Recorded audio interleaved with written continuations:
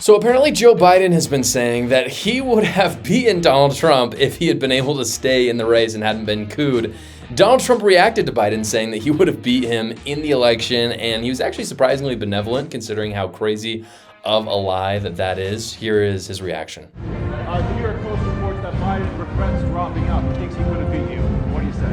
Well, he was way behind. He would have really, I assume, not had a chance. He was way behind her. And we won in record numbers, as you know, won every swing state. We won the popular vote by millions and millions of people. So, hey, look, I wish him well. He had a chance to do it in the debate, and that didn't work out too well for him. That was, I guess, the reason that really led to his downfall.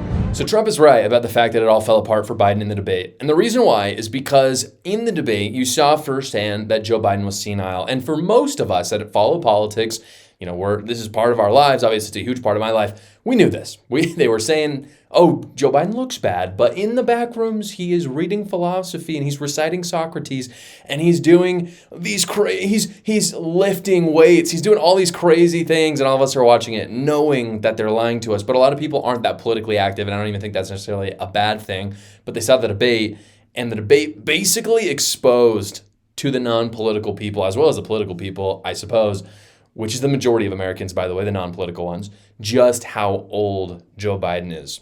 I'm going to show you guys in just a moment the numbers based on the exit polls of voters as well, and kind of show you that versus the polling between Joe Biden and Donald Trump in just a moment, just show you how crazy the lie is that Joe Biden is saying that he would have won the election.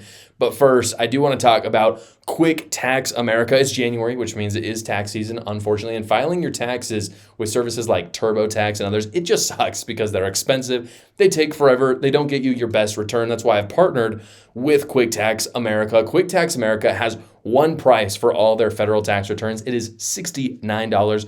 No matter how complicated your taxes are, you don't have to spend the 4 hours doing it, then find out what the price is like you do with TurboTax and all the other ones.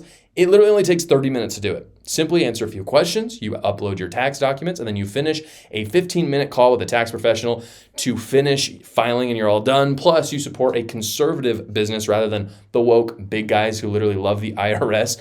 At Quick Tax America, the two things that they don't like is DEI and the IRS, and that's why they get you the very biggest and best return for you. It's only $69. Again, go to quicktaxamerica.com, or you can simply go to the link in the description below. So let me show you the numbers that prove that Biden absolutely would not even been close to winning the election. In fact, he probably would have done a lot worse than even Kamala Harris, which sounds kind of crazy, but I'll show you firsthand. To take a trip down memory lane, this was the election day. This was the final polling aggregate between Kamala Harris and Donald Trump. That's what you're seeing right now. And you see that Harris was up by about 1.2%. In the end, Donald Trump won by about 1.8%, give or take. And so in the end, Donald Trump, basically they were biased towards Democrats by about 3% in the polls. So let's just assume for a second, and by the way, looking at 2020 and 2016, it wouldn't be crazy to just assume that they're usually off by at least 3% in the polls, if not more. Taking that, this is what the numbers looked like for Joe Biden before the debate, totally before the debate. So let's say that they just never even did the debate. Trump was up by average of 5%, as you can see. These are the four last polls right before the debate. That's where Donald Trump was. Again, if they're off by 3%, you're talking about an 8% win for Donald Trump, which is massive. I mean, you want to talk about electoral landslide? That's New Hampshire, just thinking off the top of my head. New Hampshire goes towards Trump. New Jersey towards Trump. Virginia towards Trump. Minnesota, I believe, towards Trump. So many electoral votes would have gone for Trump. And then, of course, the popular vote would have looked insane.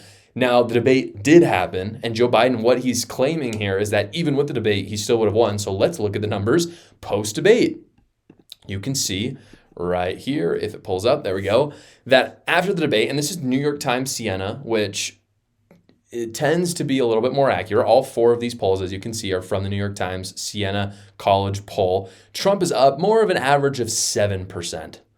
So again, that brings you up to about 10% of a lead if we're looking at that 3% bias towards Democrats. But even if you don't believe in that 3% bias, which you really should, but if you don't, whatever, you're still looking at a 7% lead for Donald Trump, which is an electoral landslide. So essentially Biden suffers from this disease. So that's the question, right? It's like, how could Biden even believe this? I mean, he sees the polling.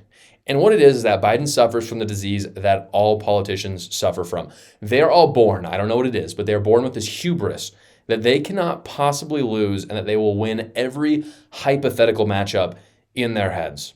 It's every politician. If you've ever met a politician, this is how it goes. It's why you see people, for instance, like Jeb Bush in 2016 running for president, and then they get less than and he's not the only one, but he's just the one that came to my mind. And he gets less than 1% of the primary vote, not even the American vote, but the primary vote. The average person I don't think would have that level of pride. I mean, me, for instance, if I run for president, who's going to vote for me? Nobody. No one is. I'm not crazy. I'm not a crazy person. How did Jeb Bush, for instance, not look at himself and be like, yeah, I'm not going to win. Basically, people know my last name and that's about it. That's what he had going for him. The hubris is insane. The average person just doesn't have it. Only politicians have that kind of pride. And so Biden is nothing new.